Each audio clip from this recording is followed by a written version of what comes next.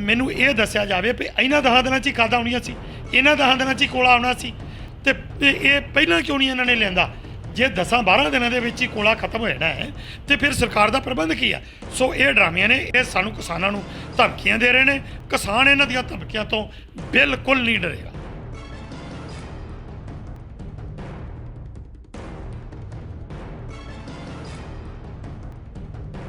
ਲੇਕਿਨ ਕੇਂਦਰ ਸਰਕਾਰ ਦੀਆਂ ਪੰਜਾਬ ਵਿਰੋਧੀ ਨੀਤੀਆਂ ਨੂੰ ਲੈ ਕੇ ਜੋ ਉਹਨਾਂ ਨੇ ਇਹ ਬਿੱਲ ਲਿਆਂਦਾ ਹੈ, ਇਹ ਬਹੁਤ ਹੀ ਕਿਸਾਨਾਂ ਵਾਸਤੇ ਇੱਕ ਘਾਤਕ ਹੈ, ਜਿਸ ਕਰਕੇ ਸਾਡੀਆਂ ਸਾਰੀਆਂ ਜਥੇਬੰਦੀਆਂ ਇਕੱਠੀਆਂ ਹੋ ਕੇ ਜਿਸ ਦਿਨ ਇਹਨਾਂ ਨੇ ਆਰਡੀਨੈਂਸ ਲਿਆਂਦੇ ਸੀ ਉਸ ਤੋਂ ਜੂਨ ਤੋਂ ਲੈ ਕੇ ਇਹ ਜਿਹੜਾ ਸਾਡਾ ਸੰਘਰਸ਼ ਚੱਲ ਰਿਹਾ ਹੈ।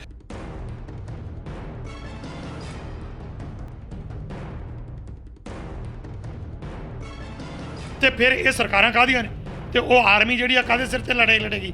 ਜੇ ਅੱਜ ਜੰਗ ਲੱਗ ਜਾਏ, ਉਹਨਾਂ ਕੋਲੇ ਅਸਲਾ ਵੀ ਨਹੀਂ, ਉਹਨਾਂ ਕੋਲੇ ਅਨਾਜ ਵੀ ਨਹੀਂ, ਤੇ ਉੱਥੇ ਖਾਲੀ ਬੈਠੇ ਨੇ, ਡਾਂਗਾ ਫੜ ਕੇ ਕਈ ਬੈਠੇ ਨੇ।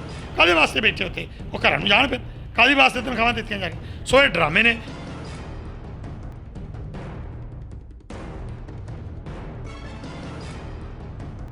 ਇਸੇ ਤਰ੍ਹਾਂ ਕਿਸਾਨ ਜਥੇਬੰਦੀਆਂ ਨੇ ਵੀ ਦਿਮਾਗ ਤੋਂ ਕੰਮ ਲੈ ਕੇ ਬਹੁਤ ਡੂੰਘੀ ਸੋਚ ਵਿਚਾਰ ਕਰਕੇ ਉਹ ਜਿਹੜੀਆਂ ਇਹ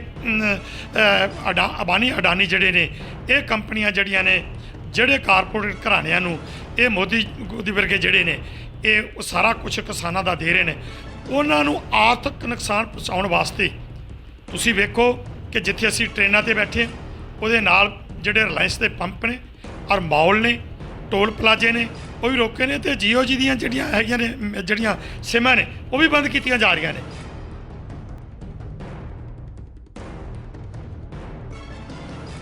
ਵੀ ਇਹ ਗੁਰੂ ਨੂੰ ਕਿੰਨੇ ਕੁ ਸਮਰਪਿਤ ਨੇ, ਜਿਹੜੇ ਗੁਰੂ ਨਹੀਂ ਬਣੇ, ਜਿਨ੍ਹਾਂ ਨੇ ਆਪਣੇ ਰਾਜ ਦੇ ਵਿੱਚ ਸ੍ਰੀ ਗੁਰੂ ਗ੍ਰੰਥ ਸਾਹਿਬ ਦੀ ਬੇਅਦਬੀ ਕਰਾਤੀ ਤੇ ਅਜੇ ਤੱਕ ਉਹ ਦੋਸ਼ੀ ਨਹੀਂ ਫੜੇ ਗਏ। ਇਹ ਕੀ ਲੱਗਦੇ ਨੇ ਵੀ ਇੱਥੇ ਆਉਣ?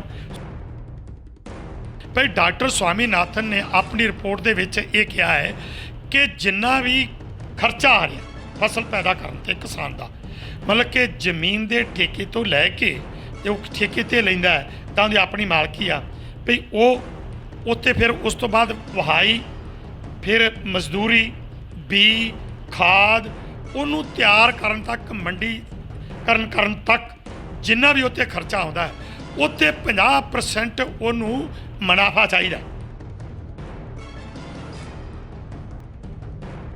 ਵਾਅਦਾ ਕਰਨ ਲਿਖਤੀ ਤੌਰ 'ਤੇ ਵੀ MSP ਤੋਂ ਘੱਟ ਜੇ ਕੋਈ ਖਰੀਦੇਗਾ ਤੇ ਸਰਕਾਰ ਹਰ ਹਾਲਤ ਵਿੱਚ ਉਹ ਜਿਹੜੀ ਜਿਣਸ ਹੈ, ਜਿਸ ਤਰ੍ਹਾਂ 23 ਜਿਹੜੀਆਂ ਜਿਣਸਾਂ ਨੇ, ਜਿਹੜੀਆਂ ਸਰਕਾਰ ਨੇ ਜਿੱਥੇ MSP ਜਿਹੜੀ ਆ ਉਹ ਬਣਾਈ ਕੀਤੀ ਆ, ਉਹ ਖਰੀਦੇਗੀ। ਤੇ ਜੇ ਕੋਈ MSP ਤੋਂ ਘੱਟ ਖਰੀਦੇਗਾ ਤੇ ਉੱਥੇ ਪੁਲਿਸ ਪਰਚਾ ਹੋਏਗਾ, ਫਿਰ ਤਾਂ ਅਸੀਂ ਇਹ ਗੱਲ ਮੰਨ ਸਕਦੇ ਹਾਂ ਕਿ ਕੋਈ ਫਾਇਦਾ ਹੈ। ਤੇ ਨਹੀਂ ਤਾਂ ਇਹ ਤੇ ਸੁਖਬੀਰ ਬਾਦਲ ਹੋਰੀ ਇਹ ਜੋ ਵੀ ਕਰ ਰਹੇ ਨੇ ਸਭ ਐਵੇਂ ਹੀ ਇੱਕ ਡਰਾਮੇ ਕਰ ਰਹੇ ਨੇ। ਸਤਿ ਸ਼੍ਰੀ ਅਕਾਲ, ਪ੍ਰਾਈਮੋ ਦੇ ਵੇਖ ਰਹੇ ਦਰਸ਼ਕਾਂ ਦਾ ਸਵਾਗਤ ਹੈ। ਮੈਂ ਜਗਜੀਤ ਸਿੰਘ। ਤੁਸੀਂ ਵੇਖ ਰਹੇ ਹੋ ਕਿ ਪਿਛਲੇ ਲੰਮੇ ਸਮੇਂ ਤੋਂ ਜਿਹੜੇ ਕਿਸਾਨ ਨੇ ਸਾਰੇ ਸੜਕਾਂ ਦੇ ਉੱਤਰ ਹੋਏ ਨੇ, ਰੇਲਾਂ ਰੁਕੀਆਂ ਹੋਈਆਂ ਨੇ, ਕਿਉਂਕਿ ਕਿਸਾਨ ਵਿਰੋਧੀ ਜਿਹੜੇ ਬਿੱਲ ਆ ਉਹ ਪਾਸ ਕਰ ਦਿੱਤੇ ਗਏ ਨੇ। ਉਸ ਦੇ ਵਿਰੋਧ ਵਿੱਚ ਜਿਹੜੀਆਂ ਤੁਸੀਂ ਵੇਖ ਰਹੇ ਹੋ ਕਿ ਜਿਵੇਂ ਮਾਲ ਵੇਖ ਰਹੇ ਹੋ ਰਿਲਾਇੰਸ ਦੇ, ਉਹ ਵੀ ਬੰਦ ਕੀਤੇ ਗਏ ਨੇ। ਨਾਲ ਹੀ ਜੇ ਵੇਖੀਏ ਗੱਲ ਕਰੀਏ ਤੇ ਰਿਲਾਇੰਸ ਦੇ ਜਿਹੜੇ ਪੰਪ ਨੇ ਉਹ ਵੀ ਬੰਦ ਕਰ ਦਿੱਤੇ ਗਏ ਨੇ। ਉਸ ਦੇ ਚੱਲਦਿਆਂ ਹੀ ਜਿਵੇਂ ਲੱਗਦਾ ਹੈ ਕਿ ਜਿਹੜੀ ਕੇਂਦਰ ਸਰਕਾਰ ਆ ਥੋੜ੍ਹੀ ਝੁਕਦੀ ਨਜ਼ਰ ਆ ਰਹੀ ਆ।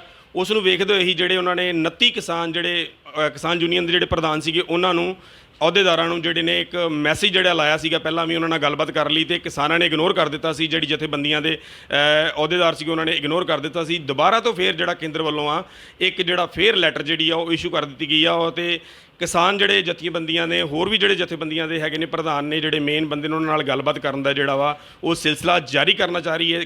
ਇਸ ਦੇ ਚੱਲਦਿਆਂ ਹੀ ਲੋਕ ਭਲਾਈ ਇਨਸਾਫ ਵੈਲਫੇਅਰ ਸੁਸਾਇਟੀ ਦੇ ਪ੍ਰਧਾਨ ਬਲਦੇਵ ਸਿੰਘ ਸਿਰਸਾ ਜੀ, ਜਿਨ੍ਹਾਂ ਨੂੰ ਵੀ ਕੀ ਇੱਕ ਲੈਟਰ ਆਈ ਆ ਕੇਂਦਰ ਵੱਲੋਂ ਕਿ ਗੱਲਬਾਤ ਕੀਤੀ ਜਾਵੇ, ਉਸ ਦੇ ਨਾਲ ਹੀ ਸਾਡੇ ਨਾਲ ਅੱਜ ਵੈਲਫੇਅਰ ਸੁਸਾਇਟੀ ਦੇ ਜਿਹੜੇ ਪ੍ਰਧਾਨ ਨੇ ਬਲਦੇਵ ਸਿੰਘ ਜੀ ਸਿਰਸਾ ਸਾਡੇ ਨਾਲ ਮੌਜੂਦ ਨੇ। ਅਸੀਂ ਉਹਨਾਂ ਨਾਲ ਗੱਲ ਕਰਾਂਗੇ। ਹਾਂਜੀ ਪ੍ਰਧਾਨ ਸਾਹਿਬ ਜੀ, ਤੁਹਾਡਾ ਸਵਾਗਤ ਹੈ ਜੀ ਪ੍ਰਾਈਮੋ ਦੇ ਜੀ।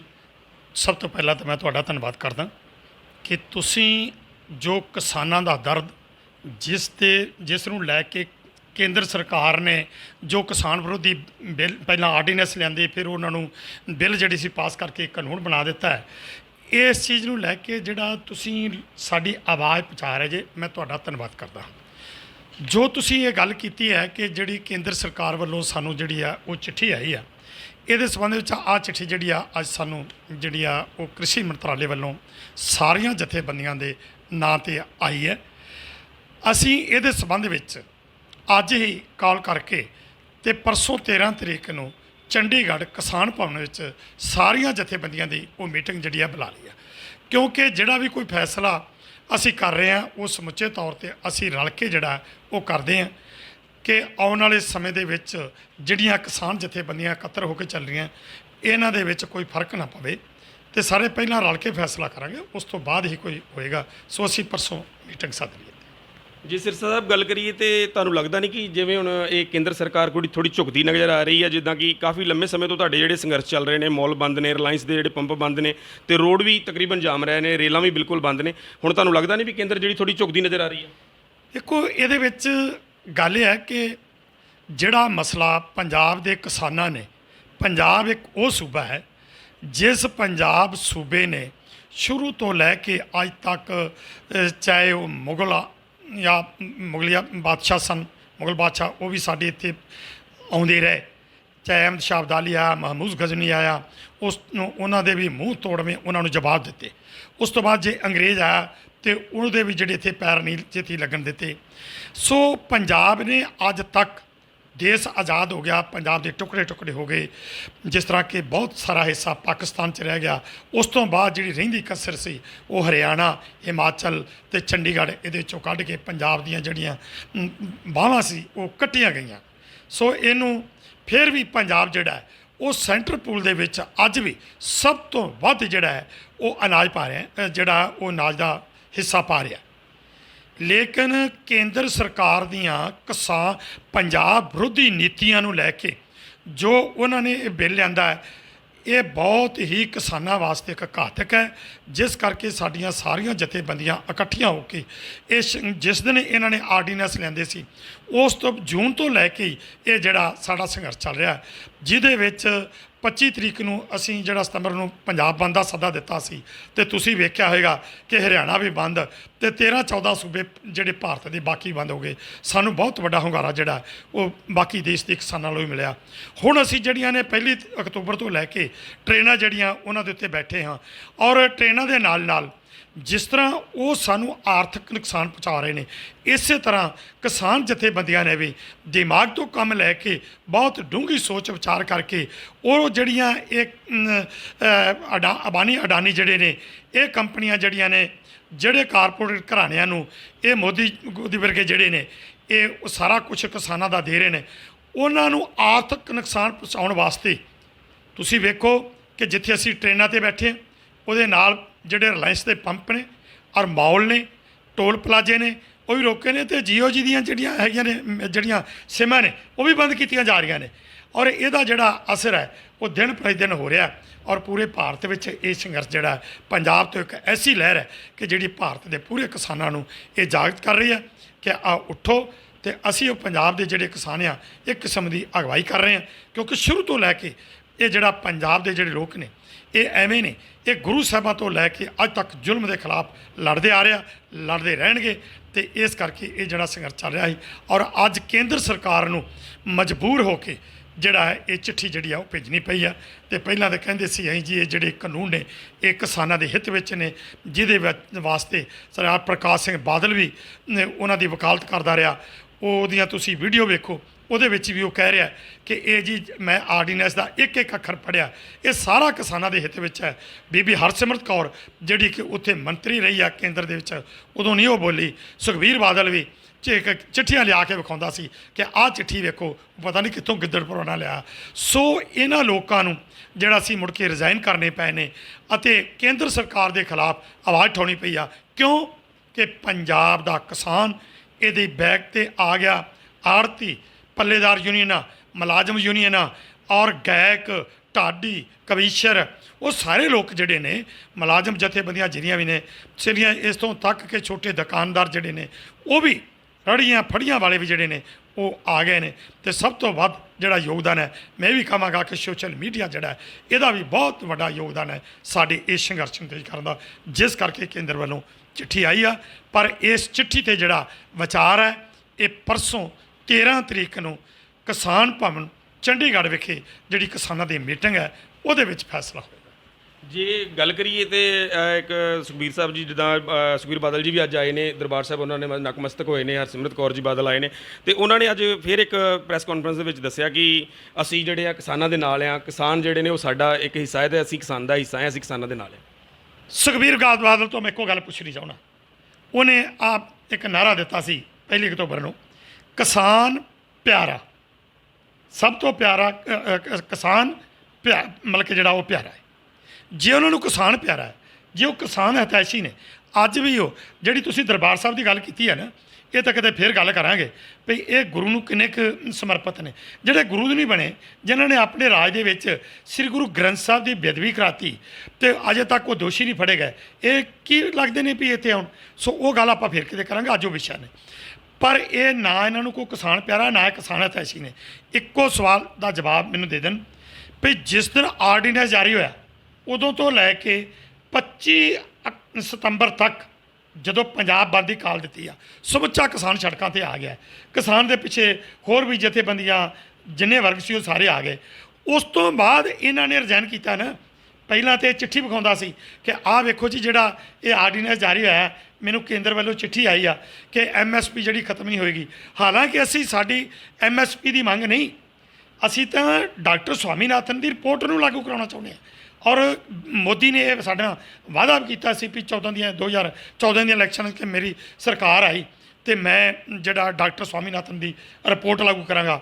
ਪਰ ਉਸੇ ਜਿਹੜਾ ਅਸੀਂ ਮੋਦੀ ਨੇ ਪ੍ਰਧਾਨ ਮੰਤਰੀ ਬਣਨ ਤੋਂ ਬਾਅਦ ਜੋ ਕਿ ਸਾਡੇ ਵੱਲੋਂ ਕੇਸ ਚੱਲ ਰਿਹਾ ਸੀ, Sardar Satnam Singh Behru Indian farmer association ਵੱਲੋਂ ਜਿਹੜਾ ਕਿ ਡਾਕਟਰ ਸਵਾਮੀਨਾਥਨ ਦੀ ਰਿਪੋਰਟ ਜਿਹੜੀ ਲੈ ਕੇ ਉਹਨੂੰ ਸੁਪਰੀਮ ਕੋਰਟ 'ਚ ਕੇਸ ਕੀਤਾ ਸੀ ਤੇ ਇਸ ਮੋਦੀ ਨੇ ਸੁਪਰੀਮ ਕੋਰਟ ਦੇ ਵਿੱਚ ਮੋਦੀ ਸਰਕਾਰ ਨੇ ਹਲਫੀਆ ਬਿਆਨ ਦਿੱਤਾ ਵੀ ਜੇ ਅਸੀਂ ਡਾਕਟਰ ਸਵਾਮੀਨਾਥਨ ਦੀ ਰਿਪੋਰਟ ਮੰਨ ਲੈਂਦੇ ਹਾਂ ਤੇ ਦੇਸ਼ ਦੇ ਵਿੱਚ ਕਟਾਬੜੀ ਸ਼ੁਰੂ ਹੋ ਜਾਏਗੀ, ਦੇਸ਼ ਦੇ ਹਾਲਾਤ ਵਿਗੜ ਜਾਣਗੇ। ਜੇ ਸਿਰਸਾ ਸਾਹਿਬ ਗੱਲ ਕਰੀਏ ਤੇ ਕੀ ਰਿਪੋਰਟ ਆ, ਉਹਦੇ ਵਿੱਚ ਕੀ ਹੈਗਾ ਵਾ? ਜਿਹੜੀ ਸਵਾਮੀਨਾਥਨ ਜੀ ਰਿਪੋਰਟ ਆ ਉਹ ਕੀ ਹੈਗੀ ਰਿਪੋਰਟ? ਡਾਕਟਰ ਸਵਾਮੀਨਾਥਨ ਦੀ ਜਿਹੜੀ ਰਿਪੋਰਟ ਆ ਉਹ ਤਾਂ ਬਹੁਤ ਵੱਡੀ ਆ, ਪਰ ਮੈਂ ਮੋਟੀ ਜਿਹੀ ਗੱਲ ਤੁਹਾਨੂੰ ਇੱਕ ਦੱਸ ਦੇਣਾ ਹੈ ਭਾਈ। ਡਾਕਟਰ ਸਵਾਮੀਨਾਥਨ ਨੇ ਆਪਣੀ ਰਿਪੋਰਟ ਦੇ ਵਿੱਚ ਇਹ ਕਿਹਾ ਹੈ ਕਿ ਜਿੰਨਾ ਵੀ ਖਰਚਾ ਆ ਰਿਹਾ ਫਸਲ ਪੈਦਾ ਕਰਨ 'ਤੇ ਕਿਸਾਨ ਦਾ, ਮਤਲਬ ਕਿ ਜ਼ਮੀਨ ਦੇ ਠੇਕੇ ਤੋਂ ਲੈ ਕੇ ਜੇ ਉਹ ਠੇਕੇ 'ਤੇ ਲੈਂਦਾ ਹੈ ਤਾਂ ਉਹਦੀ ਆਪਣੀ ਮਾਲਕੀ ਆ ਵੀ ਉਹ ਉੱਥੇ ਫਿਰ ਉਸ ਤੋਂ ਬਾਅਦ ਵਹਾਈ,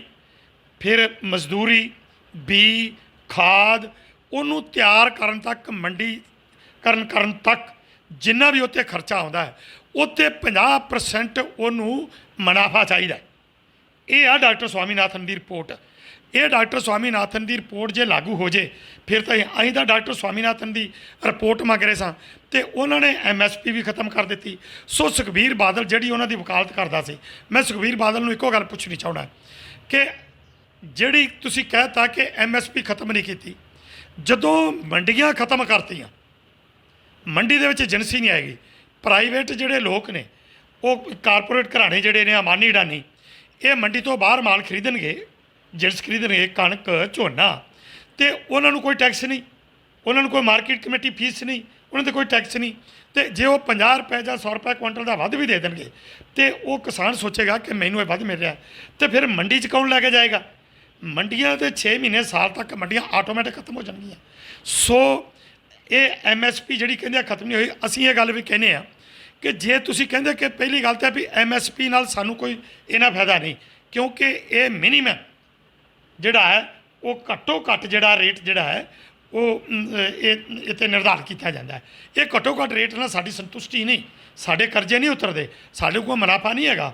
ਪਰ ਫਿਰ ਵੀ ਇਹ ਕਰ ਦੇਣ ਕਿ ਅਸੀਂ 10% ਹਰ ਸਾਲ ਜਿਹੜਾ ਹੈ ਉਹ ਤੁਹਾਡੀ MSP ਵਧਾਇਆ ਕਰਾਂਗੇ, MSP ਵਧਾਵਾਂਗੇ ਅਤੇ MSP ਜਿਹੜੀ ਆ ਉਹਦੇ 'ਤੇ ਉਸ ਹਿਸਾਬ ਦੇ ਨਾਲ ਜਿਹੜੀ ਸਰਕਾਰ ਹੈ ਉਹ ਝੋਨਾ ਖਰੀਦੇਗੀ। ਜਿਹਦੀ ਮੈਂ ਤੁਹਾਨੂੰ ਮਿਸਾਲ ਦਿੰਦਾ ਕਿ ਅੱਜ ਹੁਣ MSP ਜਿਹੜੀ ਆ, ਜਿਸ ਤਰ੍ਹਾਂ ਕਿ ਝੋਨਾ, ਮੇਰਾ ਝੋਨਾ ਹੁਣ ਜਿਹੜਾ ਹੈ ਉਹ ਮੰਡੀ ਦੇ ਵਿੱਚ ਵਿਕਿਆ ਹੈ, ਕੱਲ੍ਹ ਹੀ ਅਜਨਾਲਾ ਮੰਡੀ 'ਚ ਵਿਕਿਆ 1500 ਰੁਪਏ ਕੁਇੰਟਲ, PA ਜਿਹੜੀ 106 ਹੈ, ਔਰ ਉਹ ਝੋਨੇ ਦਾ ਰੇਟ ਸਰਕਾਰੀ ਤੌਰ ਦੇ ਉੱਤੇ 1888 ਰੁਪਏ ਆ। ਹੁਣ 400 ਰੁਪਏ ਮੇਰਾ ਉੱਡ ਗਿਆ। ਇਸੇ ਤਰ੍ਹਾਂ ਜਿਹੜੀ ਮੱਕੀ ਆ ਉਹਦਾ ਰੇਟ MSP ਹੈਗਾ 1800 ਤੇ 70 ਰੁਪਏ, ਔਰ ਮੰਡੀਆਂ 'ਚ ਵਿਕ ਰਹੀ ਆ 600 ਤੋਂ ਲੈ ਕੇ ਤੇ 1000 ਰੁਪਏ ਤੱਕ। ਸੋ ਇਹ ਜਿਹੜਾ MSP ਰੇਟ ਆ ਉਹ 'ਤੇ ਇਹ ਪੱਕਾ ਵਾਅਦਾ ਕਰਨ ਲਿਖਤੀ ਤੌਰ ਤੇ ਵੀ MSP ਤੋਂ ਘੱਟ ਜੇ ਕੋਈ ਖਰੀਦੇਗਾ ਤੇ ਸਰਕਾਰ ਹਰ ਹਾਲਤ ਵਿੱਚ ਉਹ ਜਿਹੜੀ ਜਿਨਸ ਹੈ, ਜਿਸ ਤਰ੍ਹਾਂ 23 ਜਿਹੜੀਆਂ ਜਿਨਸਾਂ ਨੇ ਜਿਹੜੀਆਂ ਸਰਕਾਰ ਨੇ ਜਿੱਤੇ MSP ਜਿਹੜੀ ਆ ਉਹ ਬਣਾਈ ਲਾਗੂ ਕੀਤੀ ਆ, ਉਹ ਖਰੀਦੇਗੀ। ਤੇ ਜੇ ਕੋਈ MSP ਤੋਂ ਘੱਟ ਖਰੀਦੇਗਾ ਤੇ ਉੱਤੇ ਪੁਲਿਸ ਪਰਚਾ ਹੋਏਗਾ, ਫਿਰ ਤਾਂ ਅਸੀਂ ਇਹ ਗੱਲ ਮੰਨ ਸਕਦੇ ਹਾਂ ਵੀ ਕੋਈ ਫਾਇਦਾ ਹੈ। ਤੇ ਨਹੀਂ ਤਾਂ ਇਹ ਤੇ ਸੁਖਬੀਰ ਬਾਦਲ ਹੋਰੀ ਇਹ ਜੋ ਵੀ ਕਰ ਰਹੇ ਨੇ ਸਭ ਐਵੇਂ ਹੀ ਇੱਕ ਡਰਾਮੇ ਕਰ ਰਹੇ। ਜੇ ਸਿਰਸਾ ਸਾਹਿਬ ਗੱਲ ਕਰੀਏ ਤੇ ਜਿੱਦਾਂ ਸਰਕਾਰ ਵੱਲੋਂ ਕਿਹਾ ਜਾ ਰਿਹਾ ਕਿ ਕੋਲਾ ਸਾਡਾ ਜਿਹੜਾ ਖਤਮ ਹੋ ਰਿਹਾ ਵਾ, ਕੋਲਾ ਜੇ ਖਤਮ ਹੋ ਜਾਂਦਾ ਤੇ 2 ਦਿਨਾਂ ਦੇ ਵਿੱਚ ਲਾਈਟ ਜਿਹੜੀ ਆ ਉਹ ਬਲੈਕਆਊਟ ਹੋ ਜੂਗੀ, ਕਿੱਦਾਂ ਕਿ ਲੱਗਦਾ ਤੁਹਾਨੂੰ ਕੀ? ਇਹ ਇੱਕ ਸਾਡੇ ਵਾਸਤੇ ਇੱਕ ਧਮਕੀ ਆ। ਮੈਂ ਪਹਿਲੀ ਗੱਲ ਤਾਂ ਇਹਨਾਂ ਤੋਂ ਪੁੱਛਣਾ ਚਾਹੁੰਦਾ, ਜਿਸ ਤਰ੍ਹਾਂ ਹੁਣ ਕੈਪਟਨ ਨੇ ਕਹਿਤਾ ਵੀ ਜੇ ਇਹ ਕੋਲਾ ਨਾ ਲੈਣਾ ਇਹਨਾਂ ਖਾਲੀ ਨਾ ਕੀਤੀਆਂ ਤੇ ਬਿਜਲੀ ਜਿਹੜੀ ਉਹ ਬੰਦ ਹੋ ਜਾਊਗੀ, ਜ਼ਿਮੀਂਦਾਰ ਜਿਹੜਾ ਉਹ ਫਸਲ ਕਿਵੇਂ ਬੀਜੇਗਾ, ਉਹ ਰਾਉਣੀ ਕਿਵੇਂ ਕਰੇਗਾ, ਇਹ ਖਾਦਾਂ ਨਹੀਂ ਆਉਣਗੀਆਂ। ਮੈਨੂੰ ਇਹ ਦੱਸਿਆ ਜਾਵੇ ਵੀ ਇਹਨਾਂ 10 ਦਿਨਾਂ 'ਚ ਹੀ ਖਾਦਾਂ ਆਉਣੀਆਂ ਸੀ, ਇਹਨਾਂ 10 ਦਿਨਾਂ 'ਚ ਹੀ ਕੋਲਾ ਆਉਣਾ ਸੀ, ਤੇ ਇਹ ਪਹਿਲਾਂ ਕਿਉਂ ਨਹੀਂ ਇਹਨਾਂ ਨੇ ਲਿਆਂਦਾ? ਜੇ 10-12 ਦਿਨਾਂ ਦੇ ਵਿੱਚ ਹੀ ਕੋਲਾ ਖਤਮ ਹੋ ਜਾਣਾ ਹੈ ਤੇ ਫਿਰ ਸਰਕਾਰ ਦਾ ਪ੍ਰਬੰਧ ਕੀ ਆ? ਸੋ ਇਹ ਡਰਾਮੀਆਂ ਨੇ, ਇਹ ਸਾਨੂੰ ਕਿਸਾਨਾਂ ਨੂੰ ਧਮਕੀਆਂ ਦੇ ਰਹੇ ਨੇ। ਕਿਸਾਨ ਇਹਨਾਂ ਦੀਆਂ ਧਮਕੀਆਂ ਤੋਂ ਬਿਲਕੁਲ ਨਹੀਂ ਡਰੇਗਾ। ਜੇ ਸਿਰਸਾ ਸਾਹਿਬ ਗੱਲ ਕੀਤੀ ਜਾਵੇ ਤੇ ਮਨਪ੍ਰੀਤ ਸਿੰਘ ਬਾਦਲ ਜੀ ਵੱਲੋਂ ਵੀ ਇੱਕ ਜਿਹੜਾ ਬਿਆਨ ਦਿੱਤਾ ਜਾ ਰਿਹਾ ਵਾ ਕਿ ਰੇਲਾਂ ਜਿਹੜੀਆਂ ਨੇ ਜੇ ਇੱਦਾਂ ਬੰਦ ਰਹੀਆਂ ਤੇ ਜਿਹੜੀ ਸਾਡੀ ਸੈਨਾ ਵਾ ਉਹਨਾਂ ਵਾਸਤੇ ਜਿਹੜਾ ਰਾਸ਼ਨ ਆ, ਉਹਨਾਂ ਵਾਸਤੇ ਜਿਹੜਾ ਕੋਈ ਜੰਗ ਲੜਨ ਵਾਸਤੇ ਸਮਾਨ ਆ, ਅਸਲਾ ਆ, ਉਹ ਵੀ ਜਿਹੜਾ ਵਾ ਖਤਮ ਹੋ ਜਾਣਾ ਵਾ, ਉਹ ਕਿੱਦਾਂ ਲੈਂਦੇ ਤੇ? ਵੇਖੋ ਕਿਹੜੀ ਹਾਸੋ ਨਹੀਂ ਗੱਲ। ਮੈਂ ਮਨਪ੍ਰੀਤ ਤੋਂ ਇੱਕ ਗੱਲ ਤੁਹਾਡੇ ਰਾਹੀਂ ਪੁੱਛਣਾ ਚਾਹੁੰਦਾ। ਮਨਪ੍ਰੀਤ ਜੀ ਇਹ ਦੱਸੋ, ਤੁਸੀਂ ਇਹ ਕਹਿਤਾ ਵੀ ਕਿਸਾਨਾਂ ਨੂੰ ਕਿਹਾ ਵੀ ਰੇਲਾਂ ਖਾਲੀ ਕਰੋ, ਤੇ ਕਿਉਂਕਿ ਸਾਡੇ ਜਿਹੜੇ ਬਾਰਡਰ ਦੇ ਉੱਤੇ ਜਿਹੜੀਆਂ ਸੈਨਾ ਬੈਠੀ ਆ, ਜਿਹੜੀ ਫੌਜ ਬੈਠੀ ਆ, ਉਹਨਾਂ ਕੋਲੋਂ ਅਸਲਾ ਖਤਮ ਹੋ ਗਿਆ। ਅਸਲਾ ਖਤਮ ਹੋ ਜਾਏਗਾ, ਉਹ ਜੰਗ ਲੱਗੀ ਕਿੱਥੇ ਆ? ਅਸਲਾ ਖਤਮ ਕਿੱਥੋਂ ਹੋ ਗਿਆ? ਤੇ ਜੇ ਇਹ ਇਸ ਤਰ੍ਹਾਂ ਦੇ ਜੇ ਉਹਨਾਂ ਕੋਲ ਅਸਲਾ ਹੈ ਹੀ ਨਹੀਂ, ਜਾਂ ਅੱਜ ਲੱਗ ਜਾਏ, ਰੱਬ ਨਾ ਕਰੇ, ਪਹਿਲੀ ਗੱਲ ਤਾਂ ਵੀ ਅਸੀਂ ਜੰਗ ਹੀ ਨਹੀਂ ਚਾਹੁੰਦੇ, ਅਸੀਂ ਸ਼ਾਂਤੀ ਚਾਹੁੰਦੇ ਹਾਂ। ਜੇ ਅੱਜ ਜੰਗ ਲੱਗਦੀ ਆ ਤੇ ਪੰਜਾਬ ਦਾ ਜਿਹੜਾ ਘਾਣ ਹੋ ਜਾਏਗਾ। ਇਹਨਾਂ ਦੀਆਂ ਪਲੈਨਿੰਗਾਂ ਨੇ ਵੀ ਇਹ ਕਦੀ ਪਾਕਿਸਤਾਨ ਨਾਲ ਜੰਗ, ਕਦੀ ਚੀਨ ਦੇ ਨਾਲ ਜੰਗ ਦੀਆਂ ਗੱਲਾਂ ਕਰਦੇ ਨੇ। ਪਹਿਲਾਂ ਵੀ ਇਹ ਇਲੈਕਸ਼ਨ ਲੜਨ ਵਾਸਤੇ ਲੋਕਾਂ ਨੂੰ ਬਲੈਕਮੇਲ ਕਰਦੇ ਨੇ, ਗੁੰਮਰਾਹ ਕਰਦੇ ਨੇ, ਕੋਈ ਜੰਗ ਵਾਲੀ ਗੱਲ ਨਹੀਂ। ਤੇ ਜੇ ਇਹਨਾਂ ਕੋਲ ਅਸਲਾ ਹੀ ਹੈ ਨਹੀਂ ਤੇ ਫਿਰ ਫੌਜਾਂ ਉੱਥੇ ਖਾਲੀ ਬਿਠਾਈਆਂ ਨੇ। ਤੇ ਜੇ ਇਹਨਾਂ ਕੋਲ ਕੋਈ ਮਹੀਨੇ 20 ਦਿਨਾਂ ਦਾ ਰਾਸ਼ਨ ਹੀ ਨਹੀਂ ਉੱਥੇ ਹੈਗਾ ਤੇ ਫਿਰ ਇਹ ਸਰਕਾਰਾਂ ਕਾਹਦੀਆਂ ਨੇ? ਤੇ ਉਹ ਆਰਮੀ ਜਿਹੜੀ ਆ ਕਾਹਦੇ ਸਿਰ ਤੇ ਲੜੇਗੀ? ਜੇ ਅੱਜ ਜੰਗ ਲੱਗ ਜਾਏ, ਉਹਨਾਂ ਕੋਲ ਅਸਲਾ ਵੀ ਨਹੀਂ, ਉਹਨਾਂ ਕੋਲ ਅਨਾਜ ਵੀ ਨਹੀਂ, ਤੇ ਉੱਥੇ ਖਾਲੀ ਬੈਠੇ ਨੇ, ਡਾਂਗਾ ਫੜ ਕੇ ਬੈਠੇ ਨੇ। ਕਾਹਦੇ ਵਾਸਤੇ ਬੈਠੇ ਉੱਥੇ? ਉਹ ਘਰਾਂ ਨੂੰ ਜਾਣ, ਫਿਰ ਕਾਹਦੇ ਵਾਸਤੇ ਤਨਖਾਹਾਂ ਦਿੱਤੀਆਂ ਜਾਣਗੀਆਂ? ਸੋ ਇਹ ਡਰਾਮੇ ਨੇ, ਕਿਸਾਨਾਂ ਨੂੰ ਇੱਕ ਦਬਾਅ ਡਰਾਮੇ ਦੇ। ਪਰ ਕਿਸਾਨ ਜਿਹੜਾ ਇਹ ਇਹਨਾਂ ਦੇ ਦਾਅਵਿਆਂ ਤੋਂ ਡਰਦਾ। ਸਾਡੀ ਇੱਕੋ ਹੀ ਗੱਲ ਹੈ ਕਿ ਸਾਡੀਆਂ ਕਿਸਾਨਾਂ ਦੀ ਜਿਹੜੀਆਂ ਮੰਗਾਂ ਨੇ ਉਹ ਪੂਰੀਆਂ ਕਰੋ ਤੇ ਸਾਨੂੰ ਸਾਡਾ ਹੱਕ ਦਿਓ, ਤੇ ਅਸੀਂ ਅੱਜ ਲੇਅਰਾਂ ਖਾਲੀ ਕਰ ਦਿੰਦੇ ਹਾਂ। ਅਸੀਂ ਕੋਈ ਚਾਰ ਨੂੰ ਬੈਠੇ। ਆਉਣ ਵਾਲੇ ਸਮੇਂ ਦੇ ਵਿੱਚ ਤੁਹਾਡੇ ਜਿਹੜੇ ਜਿੱਦਾਂ ਤੁਸੀਂ ਤੁਹਾਡੇ ਕੋਲ ਤੁਹਾਨੂੰ ਲੈਟਰ ਆਈ ਆ, ਉਹਦੇ ਵਾਸਤੇ ਆਪਾਂ ਫਿਰ ਗੱਲ ਕਰਦੇ ਆ ਵੀ ਇਹ ਫਿਰ ਕਿੱਦਾਂ ਦਾ ਸੰਘਰਸ਼ ਰਹੂਗਾ? ਜੇ ਲੈਟਰ ਦੇ ਤੁਸੀਂ ਜਾਓਗੇ ਉਹਨਾਂ ਦੇ ਨਾਲ ਗੱਲਬਾਤ ਕਰਨ ਦੇ ਵਿੱਚ, ਕਿੱਥੋਂ ਤੱਕ ਤੁਹਾਡਾ ਸਹਿਯੋਗ ਹੈਗਾ? ਦੇਖੋ ਕੋਈ ਵੀ ਮਸਲਾ ਹੈ ਨਾ, ਹੱਲ ਤੋਂ ਗੱਲਬਾਤ ਨਾਲ ਹੀ ਹੁੰਦਾ, ਮੇਜ਼ 'ਤੇ ਬੈਠ ਕੇ ਹੁੰਦਾ। ਇੱਕ ਜੰਗਾਂ ਲੱਗਦੀਆਂ ਨੇ ਇੱਕ ਦੂਸਰੇ ਦੇਸ਼ ਦੇ ਵਿੱਚ, ਜੰਗਾਂ ਵੀ ਲੱਗਣ ਤੋਂ ਬਾਅਦ ਵੀ ਉਹਨਾਂ ਦੀ ਬੈਠ ਕੇ ਟੇਬਲ 'ਤੇ ਗੱਲ ਹੁੰਦੀ ਆ। ਅਸੀਂ ਤਾਂ ਪਹਿਲਾਂ ਤੋਂ ਕਹਿ ਰਹੇ ਹਾਂ ਕਿ ਸਰਕਾਰ ਗੱਲ ਕਰੇ, ਪਰ ਗੱਲ ਸਾਡੇ ਨਾਲ ਉਹ ਕਰੇ ਜਿਹਦੇ ਕੋਲੇ ਗੱਲ ਕਰਨ ਦੀ ਪਾਵਰ ਹੈ। ਜਿਹੜਾ ਬੰਦਾ ਸਾਡੇ ਨਾਲ ਕੋਈ ਫੈਸਲਾ ਕੋਲ ਗੱਲ ਕਰਕੇ ਤੇ ਉਸ ਫੈਸਲੇ ਦੇ ਉੱਤੇ ਉਹ ਸਾਡੇ ਨਾਲ ਕੋਈ ਫੈਸਲਾ ਕਰਦਾ ਹੈ ਤੇ ਉੱਤੇ ਉਹ ਪਹਿਰਾ ਦੇ ਸਕੇ। ਜੇ ਕੋਈ ਆਖਣ ਵੀ ਅਸੀਂ ਕਿਸੇ ਮਤਲਬ ਕਿ ਜਿਹੜਾ ਸੈਕਟਰੀ ਲੈਵਲ ਦੇ ਨਾਲ ਗੱਲ ਕਰਾ ਦਈਏ ਕਿ ਉਹ ਕੋਈ ਮੁਲਾਜ਼ਮ ਨਾਲ ਗੱਲ ਕਰਾ ਦਈਏ, ਤੇ ਉਹ ਗੱਲ ਜਿਹੜੀ ਆ ਉਹ ਨਹੀਂ ਬਣੇਗੀ। ਇਸ ਫਿਰ ਵੀ ਜਿਹੜੀ ਚਿੱਠੀ ਆਈ ਆ, ਇਸ ਚਿੱਠੀ ਦੇ ਉੱਤੇ ਜਿਹੜਾ ਉਹ ਪਰਸੋਂ 13 ਤਰੀਕ ਨੂੰ ਸਾਰੀਆਂ ਜਥੇਬੰਦੀਆਂ ਦੀ ਜਿਹੜੀ ਆ ਉਹ ਮੀਟਿੰਗ ਹੋਵੇਗੀ। ਉਸ ਮੀਟਿੰਗ ਦੇ ਵਿੱਚ ਜਿਹੜਾ ਅਸੀਂ ਫੈਸਲਾ ਕਰਕੇ ਤੈਅ ਕਰਾਂਗੇ ਵੀ ਕਿਹਨੇ ਜਾਣਾ, ਕਿਸ ਤਰ੍ਹਾਂ ਕਰਨਾ ਹੈ, ਤੇ ਫਿਰ ਹੀ ਅਸੀਂ ਗੱਲਬਾਤ ਵਾਸਤੇ ਉਦੋਂ ਫੈਸਲਾ ਹੋਏਗਾ। ਇਹਦੇ ਬਾਰੇ ਸਰਸਾ ਕੋਈ ਵੀ ਆਪਣੇ ਵੱਲੋਂ ਗੱਲ ਨਹੀਂ ਕਰ ਸਕਦਾ ਕਿ ਅਸੀਂ ਜਾ ਰਹੇ ਹਾਂ ਜਾਂ ਨਹੀਂ ਜਾ ਰਹੇ। ਇਹਦੇ ਬਾਰੇ ਮੈਂ ਨਹੀਂ ਕਰ ਸਕਦਾ, ਇਹ ਸਾਰੀਆਂ ਜਥੇਬੰਦੀਆਂ ਮਿਲ ਕੇ ਫੈਸਲਾ ਕਰਨਗੀਆਂ। ਤੁਹਾਡੇ ਨਾਲ ਅਸੀਂ ਗੱਲ ਕਰਾ ਰਹੇ ਸੀਗੇ ਬਲਦੇਵ ਸਿੰਘ ਸਿਰਸਾ ਜੀ, ਜੋ ਕਿ ਲੋਕ ਭਲਾਈ ਇਨਸਾਫ ਵੈਲਫੇਅਰ ਸੁਸਾਇਟੀ ਦੇ ਪ੍ਰਧਾਨ ਨੇ। ਉਹਨਾਂ ਦੇ ਨੂੰ ਇੱਕ ਲੈਟਰ ਆਈ ਆ, ਤੁਹਾਨੂੰ ਪਹਿਲਾਂ ਵੀ ਅਸੀਂ ਦੱਸਿਆ ਕਿ ਉਹਨਾਂ ਨੂੰ ਕੇਂਦਰ ਸਰਕਾਰ ਵੱਲੋਂ ਜਿਹੜੀ ਲੈਟਰ ਭੇਜੀ ਗਈ ਆ। ਹੁਣ ਆਉਣ ਵਾਲੇ ਸਮੇਂ ਦੇ ਵਿੱਚ ਉਹਨਾਂ ਦੀ ਇੱਕ ਮੀਟਿੰਗ ਤੋਂ ਬਾਅਦ ਪਤਾ ਲੱਗੇਗਾ ਕਿ ਕਿਸਾਨ ਜਿਹੜੇ ਜਥੇਬੰਦੀਆਂ ਦੇ ਪ੍ਰਧਾਨ ਨੇ ਉਹ ਹੁਣ ਆਉਣ ਵਾਲੇ ਸਮੇਂ ਦੇ ਵਿੱਚ ਕੇਂਦਰ ਨਾਲ ਕਿੱਦਾਂ ਦੇ ਜਿਹੜੇ ਆ ਉਹ ਸਮਝੌਤੇ ਕਰਦੇ ਨੇ, ਤੇ ਇਹ ਜਿਹੜੇ ਧਰਨੇ ਆ ਉਹ ਕਦੋਂ ਤੱਕ ਲੱਗੇ ਰਹਿਣਗੇ ਤੇ ਕਦੋਂ ਖਤਮ ਹੋਣਗੇ, ਇਹ ਹੁਣ ਇਹਨਾਂ ਦੀ ਮੀਟਿੰਗ ਤੋਂ ਬਾਅਦ 'ਚ ਹੀ ਪਤਾ ਚੱਲੇਗਾ। ਤੁਸੀਂ ਜੁੜੇ ਰਹੋ ਇੱਦਾਂ ਹੀ ਪ੍ਰਾਈਮ ਮੁੱਦੇ ਦੇ ਨਾਲ, ਤੁਹਾਨੂੰ ਨਵੀਂ ਤੋਂ ਨਵੀਂ ਅਪਡੇਟ ਦਿੰਦੇ ਰਹਾਂਗੇ। ਕੈਮਰਾਮੈਨ ਅਜੇ ਦੇ ਨਾਲ ਤੋਂ ਜਗਜੀਤ ਸਿੰਘ ਦੀ ਰਿਪੋਰਟ।